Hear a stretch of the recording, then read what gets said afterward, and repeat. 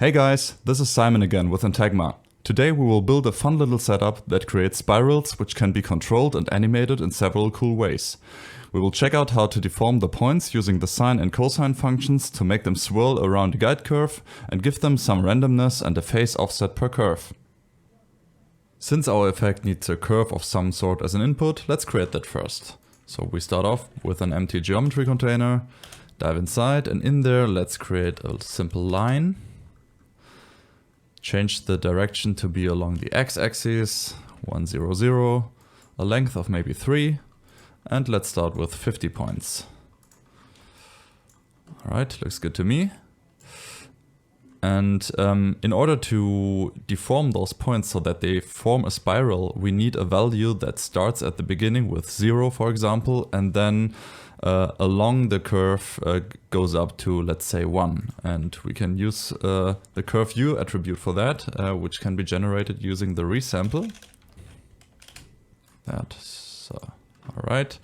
We don't need to resample for now, so deactivate that and simply activate curve U attribute. So now we have a value that starts at 0 and goes up to 1.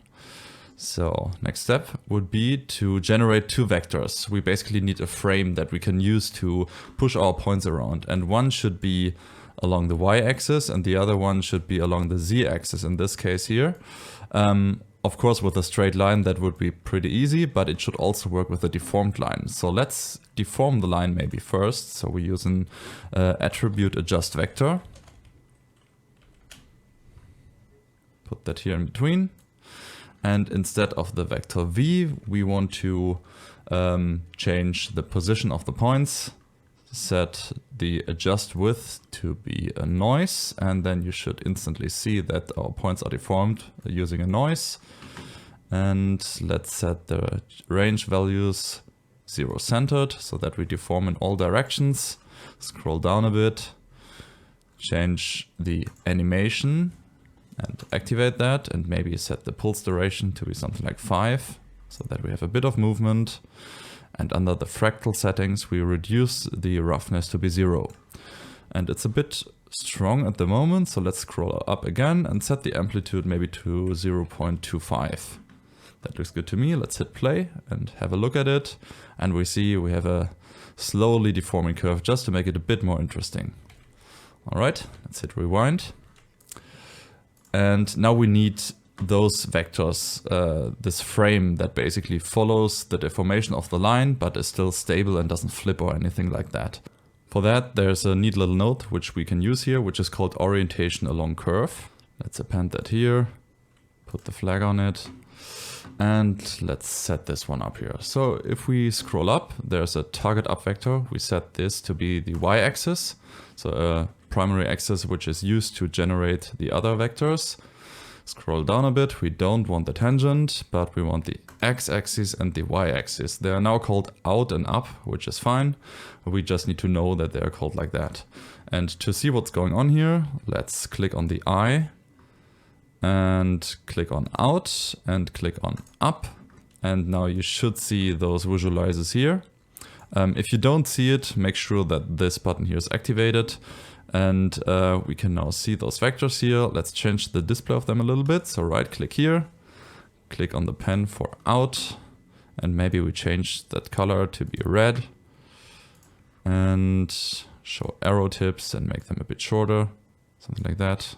Red might not be the best choice. Let's take orange, close that down, right click again, go to up. Also make them a bit shorter, show arrow tips, and maybe make them green so that we just have two colors, which you can easily see. And yeah, now you can see this is our frame here. So we will use the green vectors to push the points up and down, and the orange ones to push them back and forth. And with a combination of those two, we will create those spirals here.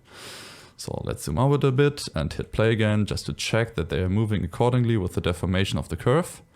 But that looks really good. I think we can use that.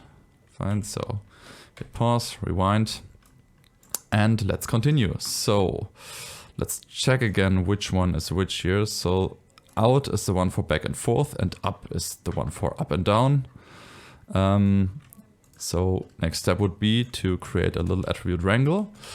Just as a disclaimer, you can build all of this also in VOPs. Basically, you can just do exactly the same things that I do in Vex now, which is very, very basic Vex.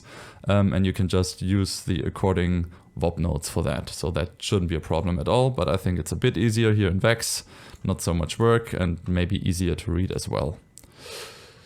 All right, so let's set this up. So first of all, I want to have two sliders in my setup later. The one slider would be the frequency, so how many of those spirals we have here along the curve. And the other one would be the amplitude, so the size of the spiral. So let's create them here. So I call this first one amp, and this will be a slider with the name amp. And we want a second variable, which is called frequency, freak equals freak. All right, those two. So we can hit the magic button here and see that those two sliders are now generated for us. And now let's take care of the up and down deformation of the points first. So we want to change the position of the points, and we won't type something like p.y, because we don't simply want to push them in the y direction, we want to push them in the direction of those green vectors here. So you see those one here point straight upwards, and those here, for example, are more like tilted to the side. So we have to do that in a different way. So we will type p plus equals, because we want to add a vector, and we remember that those green vectors were called up. So let's type v at up. And if we simply leave the line like that, they will just all be pushed upwards in the direction of the green vectors, which is not exactly what we want, because we want them, some of them to be like pushed upwards and some of them downwards. So what we do now is we want to scale this vector by a factor. So times, and what we can do is to use a sine function for that. So let's type sine. And in there, we need a value that runs along our curve. And if you remember, with the resample sub earlier, we created this attribute called curveU. So let's type that in, like that, close the brackets. And what we can see now is that they start here with a deformation of 0, and they start to climb up until we are at the end of our curve. So it looks like it kind of works, but we need a higher frequency here so that our sine function can run multiple times along this curve. So what we need to do is multiply this curve u value here, which runs from 0 to 1, with the value. And what we will use here is our frequency slider. So let's type times. And if you remember, we linked that slider up here to the variable freak. Let's type that one in, like that. Click here, and you can see nothing happens because the slider is set to 1. And if we now start to increase that and go higher than the slider's range, you see that now we get a higher deformation rate, something like that maybe. So let's set it to 20. It's not 20 times up and down, because it's always 1 pi is one iteration of the value chain from -1 to 1. So this won't be the exact frequency of it. It's more this one divided by pi would be the number of waves that we see here. So, and the second thing we want to have is the second slider, which is the amplitude. So how much this is deformed. So we simply go behind the parentheses here, type in a second factor, and this is called amp. And again, it jumps down to 0, and now you have this one here and can nicely adjust how much it is deformed. So now we have the up and down movement of the points, and if we hit play, we can again see it moves with the deformation of our guide curve, which sits in the middle. And what we now want to do is to push them along the other vectors back here. So basically you can take this line here, just copy it, go on the next line, paste it in, and instead of sine, you simply use cosine here. And this should be it. And this is not it. Oh, of course, because we don't want to use the up vector here to move them up and down. We want to use the other one, which points in the depth. So instead of up, we use, what was the name of the other vector? Out. Let's type out. Now we have it. Okay, let's deactivate the visualizers here. And now you can already see that we have a nice spiral which follows our initial curve. So we can maybe activate the ghosting on the guide curve in the middle. And you can see that it works pretty nicely. And you can change the frequency, let's say to 40. And you have more spirals. Of course, now you can see that you need more resolution here. And this might be a point where you go back into the resample and maybe activate maximum segments and set that to be 100 or maybe more, maybe 200. And maybe set it from straight edges to be subdivision curves, so you have smoother results. And now you have a nice spiral that follows your guide curve and always wraps around it nicely. And you have controls about over the frequency and over the amplitude, which is already pretty nice. All right, now let's try to extend the setup here a little bit. So I think it would be nice to have controls on this maximum amplitude, but maybe with another factor which goes along the curve. So it can be like more deformation in the middle and less in the start and in the end maybe. So let's type in a third row here. Let's call this maybe ramp, and this equals channel ramp. It uses the float attribute curve u.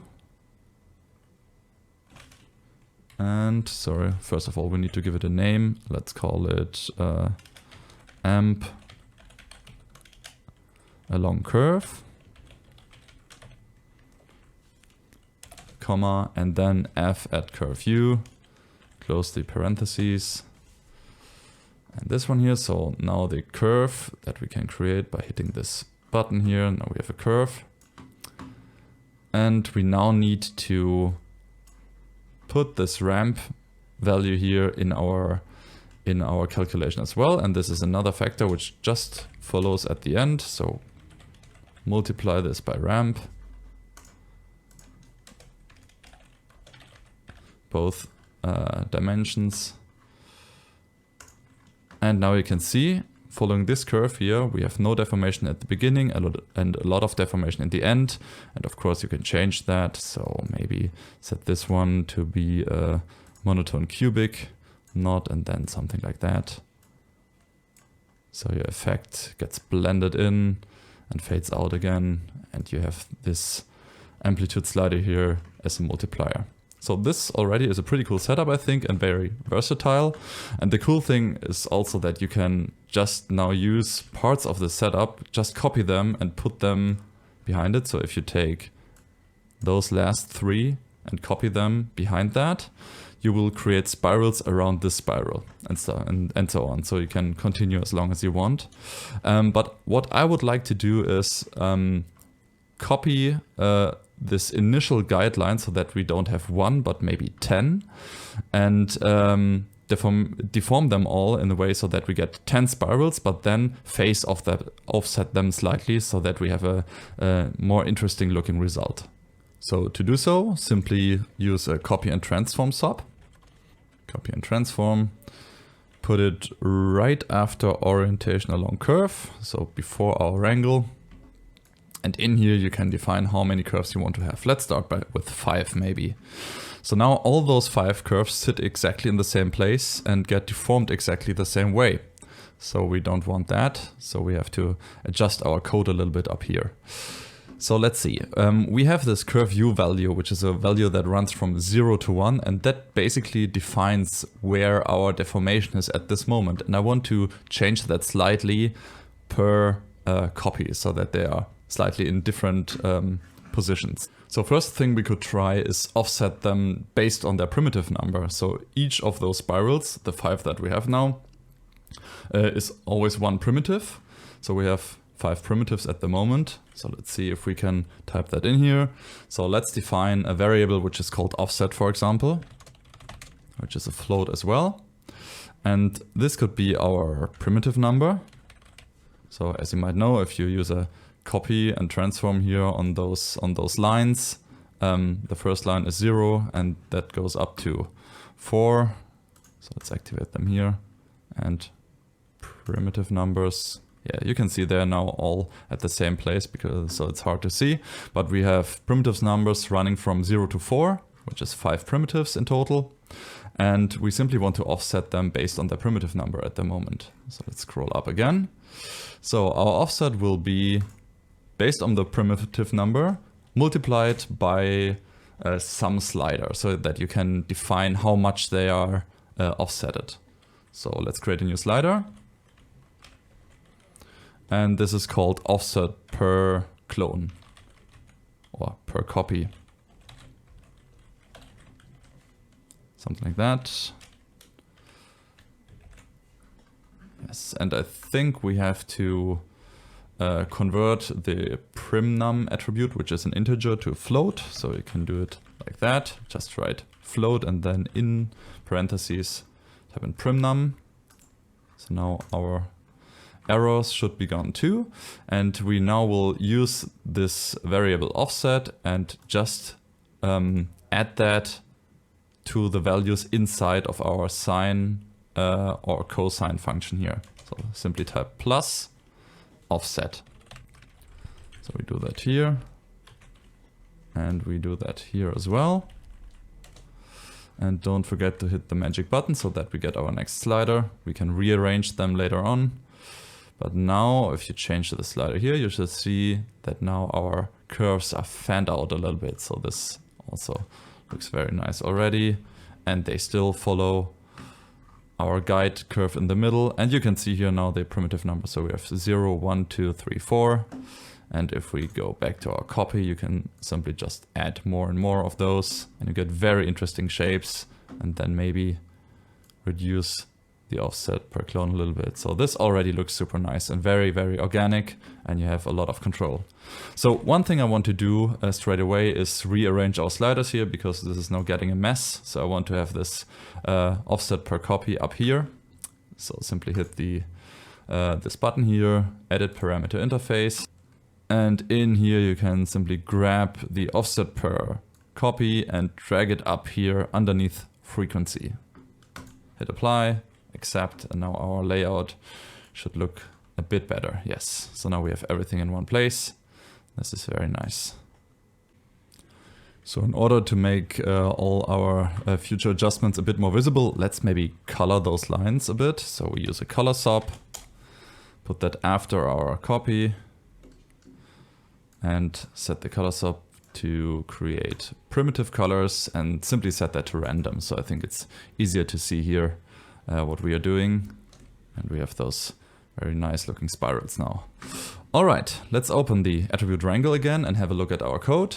Maybe I add some lines here so we have a bit more space here, and let me do the code a bit bigger here. You can hold down Control and plus or minus to scale the code up here, which is super neat. All right, so we now changed the offset per primitive here. What I would like to do now as well is randomize the amplitude per copy a little bit, and this should be based on a noise. So what we can do now here is let's create another variable, and we call that randamp. All right, so what I basically want to have is a multiplier or a factor that runs along the curves. Each curve should have different values on that, and this should also change over time. So we won't use a random function here, we use a noise function. And inside of the noise function, we won't sample a position, we will sample the curve view value, because this is the value, you remember, that starts at 0 at the beginning of the curve and ends with 1. So we will basically generate a noise that runs along our curve. So simply type in f at curve view, something like that. And I think, let's close it here, parentheses and the semicolon, and then simply add the randamp here in the end as a factor for our amplitude. So our line just gets longer. We type randamp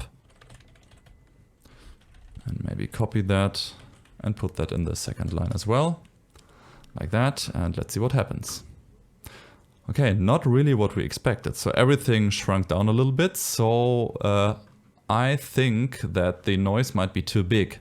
So we need to up the frequency of the noise. And we can do that by multiplying our value that we use for sampling to be a higher value. So let's simply, just for testing, type in multiplied by 10. See what happens. And now you can see that there was some variation going on here. Maybe 15 even. Yeah, so you can see that changes definitely, but we have a problem, and the problem is that all of the curves are doing the exact same deformation. So this is not what I'm looking for.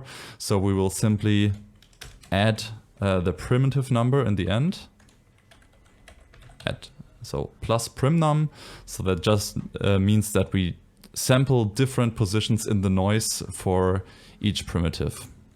And then we have something like this. So this looks more like something that I want. So we can hit play again. It still follows nicely the curve, our guide curve in the middle, and it's already a pretty cool effect.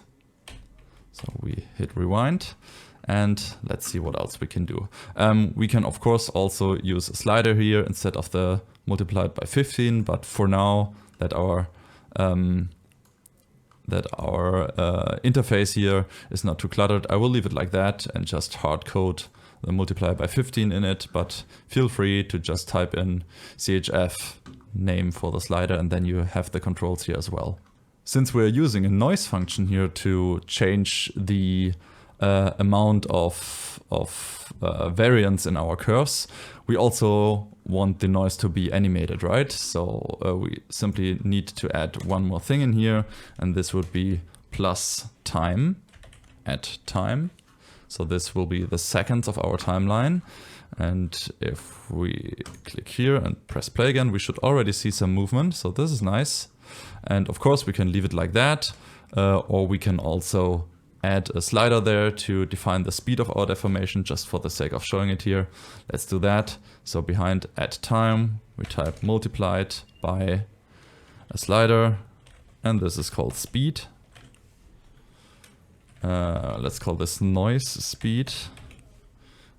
And now I have to reduce the font size again, or let's do it like that, so it's easier for you to read.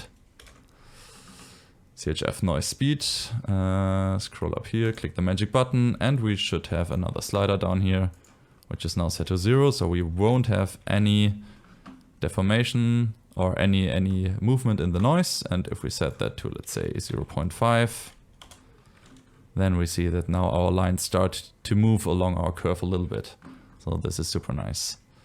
I really like that. All right, so one thing that I still want to change is that I want to have the spiral to be rotating around our center curve here. So let's scroll up a bit and see what we can do here. So here's our sine and cosine functions, and we have the value in there that it uses to calculate it, and we already did something which goes in the right direction, and this is this factor here, which is called offset. So by having the offset in here and adding that, we basically shift the result of our sine function within our clones or our copies of the lines. So what we want to do is simply add another value in here, which gets added and which is dependent on the time. So basically we do the same as we did up here. We can just grab that, copy and paste that down here. So plus time. And now we call this one here not noise speed, but maybe rotation speed. Let's grab that with the plus like that, and copy it down here so that we have it in both axes. Hit the slider again, so we have two new sliders, which is called rotation speed, and you can already see that something's happening. So let's set this to be 3 maybe. Let's hit play, and then you can see that your spirals are now rotating about around the center curve. You have some variance in those copied lines here around it. It's a very nice movement. Of course, now it moves from the right to the left. If you want to inverse that, just type in negative numbers in the rotation speed and it will go from left to right. You have a lot of control over the shape with this one here. You can animate any value in here, change it. change the amplitude to make it bigger or smaller, however you like. But the most important thing is that you can create spirals using the sine and cosine functions and make them follow any guide curve. And this is super useful and quite a handy and nice setup. As usual, I hope you liked it. Let me know what you think in the comments, and I see you in the next one. Bye bye.